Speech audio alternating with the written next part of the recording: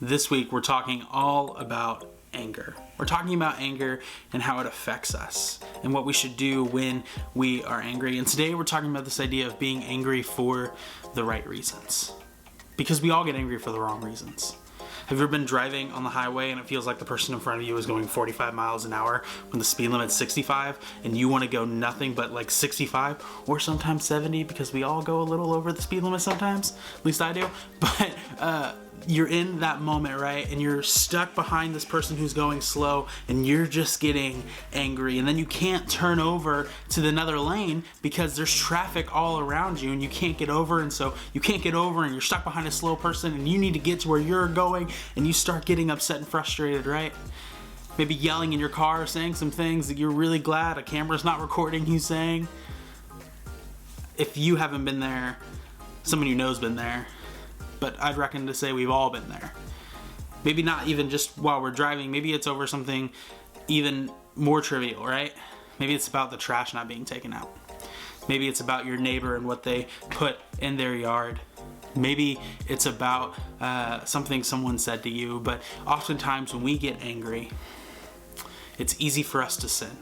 Especially when we're angry about things that aren't meaningful, right? Like, it's not meaningful that the person in front of you is going slower. Like, it's an inconvenience, but it's not actively harming you, right? And so is it really worth saying and harboring bitterness in your heart towards that person because you're angry in that moment?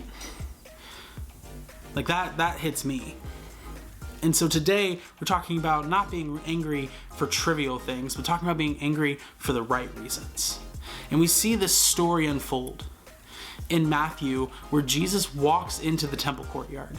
And as he walks into the temple courtyard, he sees this group of people selling animals and sacrifices for the people. And they were upselling the prices, especially during holiday season, which it was when Jesus is at the temple. And so Jesus gets adamantly upset about this. Because the sellers are essentially robbing from the people who just want to come and worship God. And so what does Jesus do? He starts flipping tables. He fashions a whip to drive out the animals. He yells at them, saying, "This is a house of prayer, but you've made it a den of robbers." That's what Jesus does. Jesus gets angry. But he gets angry because people are being mistreated. And this is a common theme about God all throughout Scripture.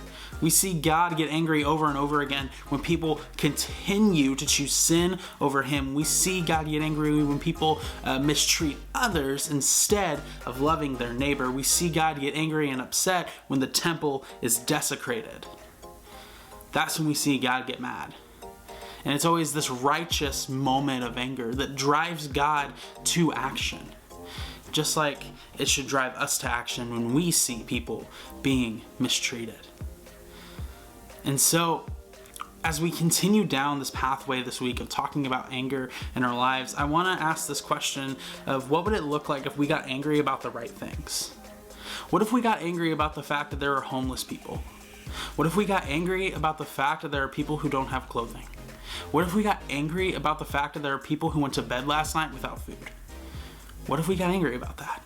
And what if we allowed that anger to drive us to action to live on mission? What if we allowed that anger to not form bitterness in our heart that the world is evil and broken and messed up, but that we are called to be the hands and the feet of Jesus himself? I love this passage in Ephesians 4, where it says, "In your anger, do not sin. Don't let the sun go down while you are still angry, and do not give the devil a foothold." Anger can lead to bitterness, but righteous anger can lead us to action, to be the hands and feet of Jesus. And so, this week, how will you be the hands and feet of Jesus? What problem do you see that you want to speak up and help and reach out on? There are plenty of opportunities to do that, all throughout your neighborhood, all throughout our city, and all throughout our world.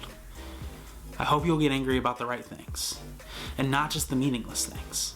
And I hope when you get angry about the right things, they push you to action, to be the hands and feet of Jesus on behalf of people who need you to be. Hey, I hope you have a good week.